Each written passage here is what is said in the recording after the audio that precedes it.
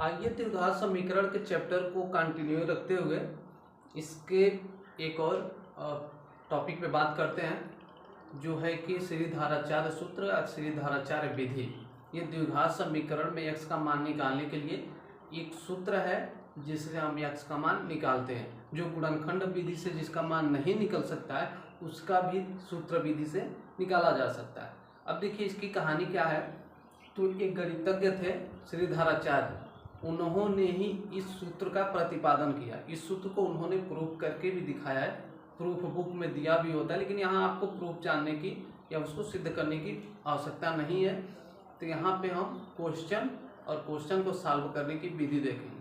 तो देखिए वो सूत्र क्या है। x का मान निकालने के लिए x बराबर -b plus minus under root B का स्क्वायर माइनस 4ac अपान पूरे का अपान 2a। देखिए -b plus minus under root B का स्क्वायर माइनस 4ac और पूरे का बट्टे और 2a, ये वो सूत्र है। थोड़ा सा लंबा है, आप इसको याद कर लीजिए। अब इसमें देखिए a b c है और जानते ही हैं द्विघात समीकरण में a b c ही होते हैं। हमने यहाँ समीकरण लिखा है जिसमें देखिए a b c कहाँ है। आप जानते हैं एक्स स्क्वायर का जो गुणांक होता है, इसके पहले जो गुणांक होता है एक्स स्क्वायर का, वही क्या होता है, a होता है। एक्स का गुणांक जो होता है वही b होता है और जो यहाँ अचर होता है वही c होता है। तो a b c आप निकाल सकते हैं और a b c निकाल के उसको इसी फार्मूले में रख देना है और कैलकुलेशन कर देना है। आपका रिजल्ट, आपका आंसर आ जाएगा। चलिए हम इसी को रखते हैं। a b c का मान निकालते हैं। आप जानते ही हैं a कहाँ है, b कहाँ है, c कहाँ से निकलेगा। तो देखिए a बराबर कितना है, एक्स स्क्वायर का गुणा 1 है, ठीक। कुछ नहीं है तब भी 1 है, अगर 2 होता तब 2 होता। और b का कितना है, 3 है, क्योंकि b x का गुणांक होता है। और यहाँ ये माइनस के साथ है तो इसके आगे माइनस लिखेंगे, प्लस होगा तो नहीं लिखेंगे क्योंकि प्लस होता ही है माइनस के साथ।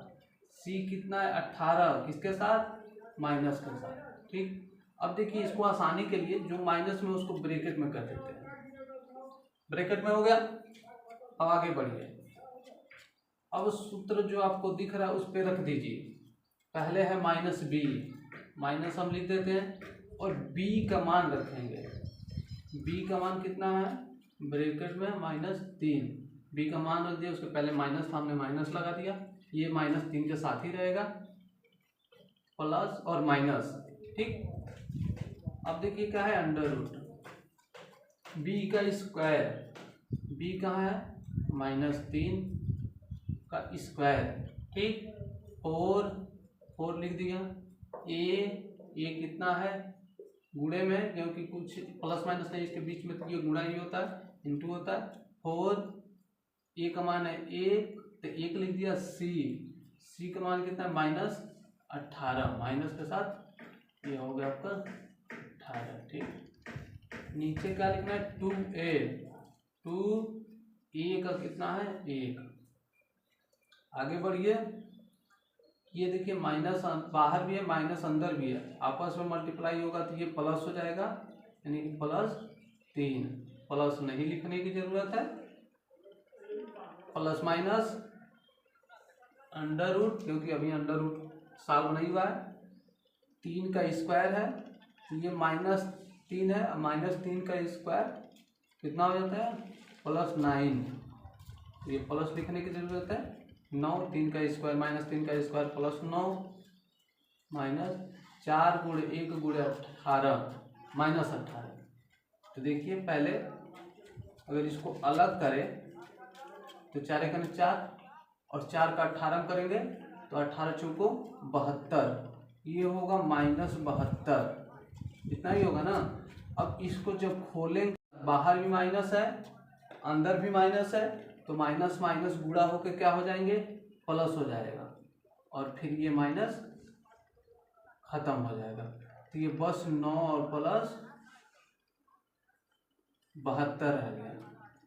पूरे का अपान 2। और आगे बढ़िए, अब देखिए 3 प्लस माइनस अंडर रूट 72 और 9 कितना होता है, 9 2 11 1 7 और 1 कहाँ से 881 अपान 2। ठीक, अब आगे करिए इसका 81 का वर्गमूल क्या होता है 9, तो 3 प्लस माइनस बाहर निकालेंगे तो 9 हो आ जाएगा और 2। अब देखिए ये 2 यहाँ से देखिए ये प्लस माइनस है, तो इसको जब दोनों अंक करेंगे तब तक हम इसको सॉल्व नहीं कर सकते हैं। इसको सॉल्व करने के लिए हमको उसको एक अंक में एक मतलब चिन्ह में लाना पड़ेगा। यहाँ देखिए सॉल्व कर देते हैं, 3 पहले प्लस लेते हैं 9 अपान 2, 9 और 3 12, 12/2 यानी कि 6, 1 आया ये। दूसरा अगर माइनस लेते हैं तो 3 माइनस 9 अपान 2, 3 में से माइनस 9 जाएगा तो माइनस 6 और 2 इक्वल टू 2 तिहाई 6, माइनस है तो -3। ये देखिए 2 मान निकल के आ गए x के। अगर अब गुणनखंड विधि से भी करेंगे तो यही 2 मान निकल के आएंगे। मैक्सिमम श्रीधराचार्य सूत्र का प्रयोग वही होता है जहाँ गुणनखंड विधि से हो नहीं पाता या थोड़ा मुश्किल होता है। यहाँ हमने करके दिखाया, एक आसान सा सवाल था जो गुणनखंड विधि से भी हो सकता है, लेकिन इसको हमने आसान पहला सवाल था इसलिए निकाला। इसके 2 मूल्य 6 और -3, 2 निकल के आ गए। वह इस क्वेश्चन को लगाते हैं जो कि आपके बुक से ही है। देखिए ये है 6x² - 7x - 5 = 0। ये एक द्विघात समीकरण है, इसको हम श्रीधराचार्य सूत्र पे सॉल्व करेंगे। देखिए सबसे पहले ए बी सी का मान हम निकालेंगे। ए इक्वल टू कितना है 6, x² का गुणांक जो होता है। बी इक्वल टू कितना है, x का गुणांक होता है 7 और माइनस के साथ है तो -7, कोष्टक में लिख लेंगे। c इक्वल टू है -5, इसको माइनस के साथ है कोष्टक में लिख लेंगे। ठीक, आधा काम हमारे यहीं पे खत्म हो जाता है। अब बस हम सूत्र पे हमको उठा कर रख देना, चढ़ना थोड़ी है। सूत्र पे हम जो भी उसमें दिया, जो यहाँ है वही वहाँ है, तो यहाँ का उठा कर वहाँ रख देंगे। अब देखिए क्या हो जाता है, x बराबर -b, तो माइनस और b का मान कितना है -7, तो -7 रख दिए, plus minus under root b का स्क्वायर -7 का स्क्वायर -4 a का मान 6, c का मान -5, ठीक, अपान 2 a का मान 6। ओके, आगे ये 7 अंदर भी माइनस है बाहर भी माइनस है, तो माइनस का माइनस में गुणा हो जाता है, प्लस हो जाता है, +7 हो जाएगा, प्लस माइनस अंडर रूट को आगे अंदर सॉल्यूशन करेंगे। 7 का स्क्वायर 749, -7 का स्क्वायर +49, क्योंकि 2 बार होगा तो माइनस, 2 बार गुणा होगा तो प्लस में बदल जाता है। अगर 3 घात होता है वो फिर माइनस ही हो जाता है, तो प्लस हो जाएगा 749। ठीक, माइनस ये 4 6 और -5 का गुणा होगा। ये माइनस सबसे पहले समझ लीजिए, माइनस का गुणा माइनस में होगा क्योंकि ये सब अंदर है, तो ये ऑलरेडी किसमें बदल जाएगा, प्लस में। यहाँ प्लस हो जाएगा क्योंकि माइनस आके यहाँ प्लस हो जाएगा, तो यहाँ प्लस पहले ही लिख देते हैं, ये स्टेप ये छोड़ देते हैं। उसके बाद देखिए क्या होगा, यहाँ 4 6 और 5 का समान के चलिए कि 6 5 30 और 30 चौको 120। हाँ ठीक है, 5 चौको 20 और 20 छके 120। हाँ ठीक है, 120 और नीचे पूरे का 2 छके 12। अब आगे बढ़िए यहाँ से। अब देखिए 7 प्लस माइनस 49 और 120 कितना होगा? 1 जी 9, 4 और 2 6 और 169। और 169 क्या किसी का 169 किसी का वर्गमूल होता है? जी हाँ, इसका होता है 13 का। 13 13 169 होता है। अब देखिए यहाँ तक ये हो गया। अब यहाँ से लेना पड़ेगा हमको, एक बार प्लस एक बार माइनस। चलिए इधर लेते हैं, पहले 7 प्लस लेते हैं 13/12 इक्वल टू, और 13 और 7 कितना हो जाएगा आपका? 20।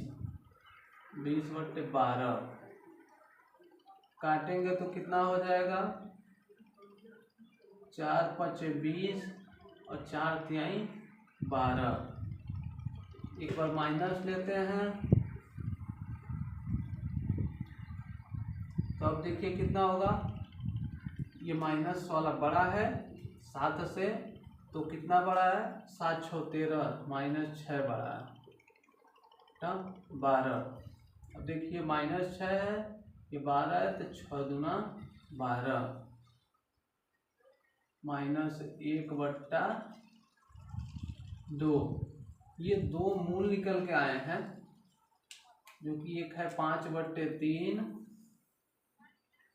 और एक है 1/2।